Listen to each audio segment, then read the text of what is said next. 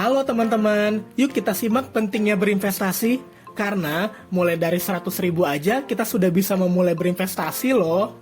Ngomong-ngomong masalah investasi, kita akan sering dihadapi dengan yang namanya inflasi, di mana inflasi merupakan kondisi meningkatnya harga barang dan jasa secara umum dan terus-menerus dalam jangka waktu tertentu. Inflasi itu bisa dilawan loh teman-teman dengan investasi, karena investasi merupakan upaya mengelola dana agar menghasilkan keuntungan jangka panjang. Bentuknya bisa bermacam-macam, contohnya mendirikan usaha, membeli properti, menyimpan emas. Dan yang paling sederhana namun tetap menguntungkan adalah investasi di pasar modal. Nah, ada beberapa produk pasar modal nih yang perlu kamu ketahui. Pasti teman-teman di sini sudah penasaran kan?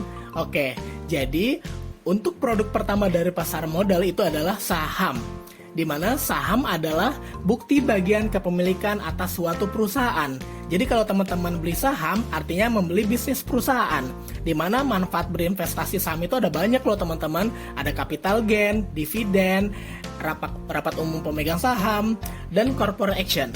Dan resikonya juga ada loh teman-teman, ada capital loss dan kemungkinan perusahaan paylit.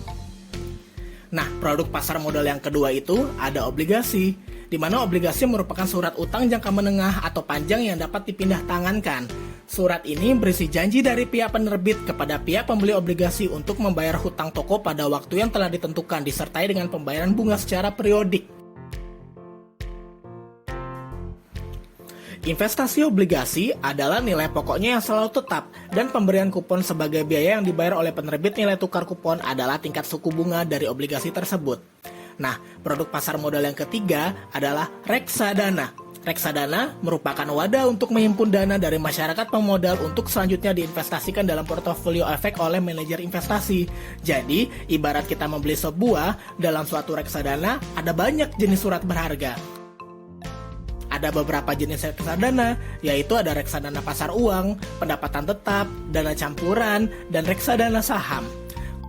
Keunggulan investasi reksadana adalah kenaikan nilai aktiva bersih atau NAB, nilai yang menggambarkan total kekayaan bersih reksadana setiap harinya, sedangkan resiko investasi di kita adalah kemungkinan terjadinya penurunan NAB dan risiko default pemberian reksadana dan dapat dilakukan lewat perusahaan manajer investasi atau agen penjual reksadana dengan minimal pembelian yang beragam, bahkan ada yang hanya Rp10.000. Berikutnya, ada Exchange Trade Fund atau yang biasa dikenal ETF. ETF adalah reksadana yang berbentuk kontrak investasi kolektif atau KIK yang unit penyertaannya diperdagangkan di Bursa Efek Indonesia. Kelebihan investasi di ETF adalah lebih efisien, fleksibel, rendah resiko dan biaya, transparansi. Kekurangan ETF, biaya pajak capital gain, dan adanya biaya spread nih. Tentu semua investasi ada kelebihan dan kekurangannya, tapi soal keuntungan sudah terbukti bahwa investasi di pasar modal secara jangka panjang lebih menguntungkan. Nah, semoga informasi tadi dapat membantu teman-teman dalam memulai berinvestasi di pasar modal. Yuk, segerakan mulai berinvestasi di pasar modal ya teman-teman.